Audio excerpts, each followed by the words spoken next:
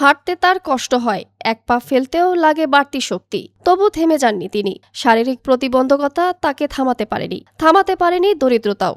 সব বাধা পেরিয়ে স্নাতকোত্তর শেষ করেছেন, কিন্তু জীবনের সবচেয়ে কঠিন পরীক্ষায় এসে এখনও অপেক্ষা করছেন একটি চাকরির।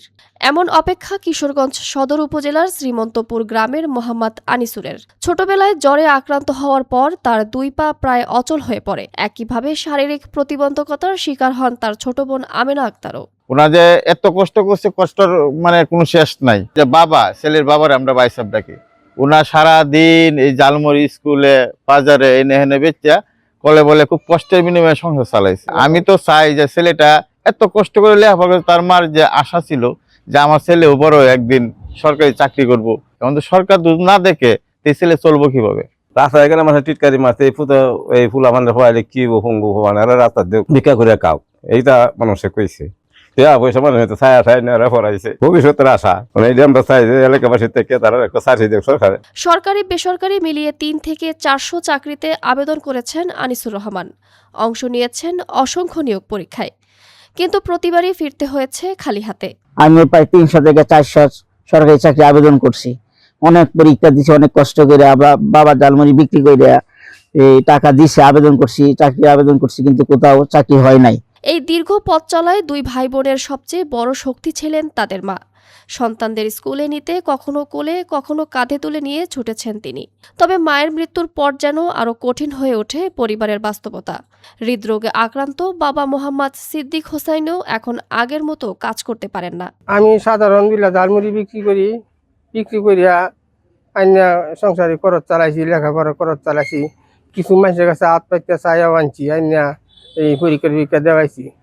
ছেলেটা মাস্টার্স পাস করছে, মেয়েটা আপনি ডিগ্রিতে ফাইনাল পরীক্ষা দিলে হইলে পরে তার মা মারা যায়। এখন চাই আমি প্রধানমন্ত্রী তারেক জিয়ার কাছে যে আমার দুইটা ছেলে মেয়ে দেখিয়া, এরা শিক্ষা বিদ্যা দেখিয়া যদি একটা সরকারি চাকরির ব্যবস্থা করে দেয়। অর্থের অভাবে উচ্চশিক্ষার স্বপ্ন পূরণ হয়নি বোন আমেনার। ডিগ্রিতে ভর্তি হলেও টাকার অভাবে পড়াশোনা চালিয়ে যেতে পারেননি তিনি। সংসারের হাল ধরতে এখন সামান্য কম্পিউটারের কাজ করেন আনিসুর।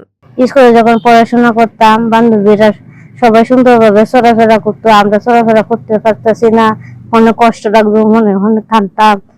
আল্লাহ কেড়ে বানাইছে আমাদের এরকম, যদি সুস্থ থাকতো আজ একটা চাকরি করে খাইতে পারতাম।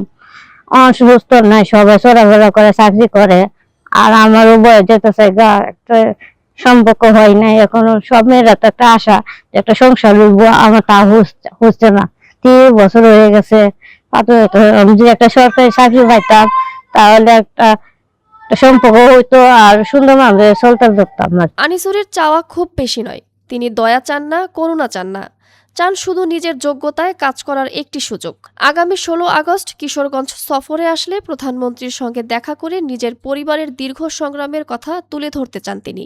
আমি দেখছি যে বর্তমান মাননীয় প্রধানমন্ত্রী আমাদের এই প্রতিবন্ধীদের প্রতি খুবই আন্তরিক, মানবিক। আমি মাননীয় প্রধানমন্ত্রী জনাব তারেক রহমান স্যারের কাছে আমরা যাতে সমাজের উপরে বোঝা হয়ে না থাকি, আমি যাতে আমার এই বোনটাকে নিয়ে চলতে পারি, আমি মাননীয় প্রধানমন্ত্রী জনাব তারেক রহমান স্যারের কাছে একটাই জিনিস চাই যে আমরা যাতে সমাজের কারোর উপর বোঝা না হয়ে নিজের সার্টিফিকেট অনুযায়ী যাতে একটা চাকরি পাই, একটা সরকারি চাকরি পাই। আনিসুরের আকুতি পৌঁছেছে স্থানীয় জনপ্রতিনিধির কাছেও। সুযোগ থাকলে প্রধানমন্ত্রীর সঙ্গে তার সাক্ষাতের ব্যবস্থা করার আশ্বাস দিয়েছেন কিশোরগঞ্জ 1 আসনের সংসদ সদস্য মোহাম্মদ মাজহারুল ইসলাম। একটি জ্বর কেড়ে নিয়েছে স্বাভাবিকভাবে চলার শক্তি, দারিদ্র্য থামিয়ে দিয়েছে একটি পরিবারের স্বপ্নের পথ চলা। তারপরও হার মানেননি আনিসুর। তার বিশ্বাস প্রয়োজন শুধু একটি সুযোগ, যে সুযোগ বদলে দিতে পারে তার নিজের জীবন, পাশাপাশি তার পুরো পরিবারের ভবিষ্যৎ।